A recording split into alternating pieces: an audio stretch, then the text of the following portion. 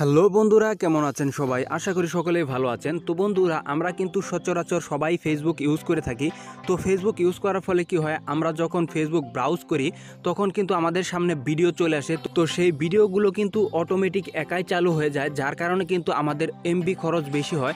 আমরা কিন্তু সচরাচর কম বেশি সবাই কিন্তু এমবি দিয়ে ফেসবুক চালাই। তো অটোমেটিক সেই ভিডিওগুলো চালু হয়ে গেলে আমাদের কিন্তু এমবি খরচ হয়, যার কারণে কিন্তু আমাদের এমবি বেশি লাগে। তো বন্ধুগণ, আজকের এই ভিডিওটিতে আমি আপনাদের দেখিয়ে দেব যে কিভাবে আপনারা সেই ভিডিও অটোমেটিক প্লে হওয়া বন্ধ করে দিবেন।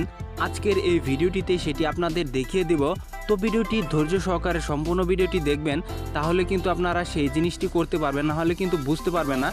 তো বন্ধুরা, ভিডিওটি শুরু করার আগে একটাই রিকোয়েস্ট, এই ভিডিওটিতে একটি লাইক করে আপনি যদি আমার চ্যানেলটিতে নতুন হয়ে থাকেন চ্যানেলটি সাবস্ক্রাইব করবেন এবং পাশে থাকা বেল আইকনটি বাজিয়ে দিবেন। তো বন্ধুরা, কিভাবে আপনারা অটো প্লে বন্ধ করবেন, ফেসবুক ব্রাউজারে চলে যাবেন। আপনারা ফেসবুকে ব্রাউজারে যাওয়ার পরে তো বন্ধুরা, এখানে দেখতে পাচ্ছেন যে থ্রি লাইন্সের যে অপশনটি রয়েছে, এই যে থ্রি লাইন্স, এই থ্রি লাইন্সে আপনারা ক্লিক করবেন। তো বন্ধুরা, থ্রি লাইন্সে ক্লিক করার পরে দেখতে পাচ্ছেন যে আপনারা যে সেটিংস, তো ফেসবুকের যে সেটিংস আছে আপনারা সেই সেটিংসে চলে যাবেন। তো বন্ধুরা, সেটিংসে যাওয়ার পরে আপনারা কি করবেন, আপনারা একটু স্ক্রল করে নিচে চলে যাবেন।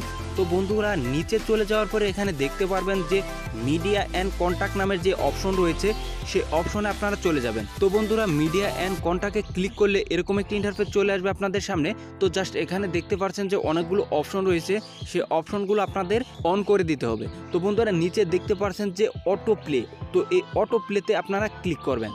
তো বন্ধুরা, অটো প্লেতে ক্লিক করার পরে আপনাদের সামনে দেখতে পারবেন এরকম লেখা রয়েছে on mobile data and wifi connection. এখানে যদি টিক চিহ্ন দেওয়া থাকে আপনারা এটি অফ করে দিবেন, অথবা আপনারা চালু করে দিতে পারেন যদি আপনাদের পছন্দ হয় যে অটো চালু হবে। হ্যাঁ, অটো চালু হলে আপনারা এটি এখানে অন করে দিবেন। অথবা আপনি যদি ওয়াইফাই কানেকশন দিয়ে থাকেন, এখানে দেখতে পাচ্ছেন যে 2 নম্বর অপশন রয়েছে অন ওয়াইফাই কানেকশন অনলি।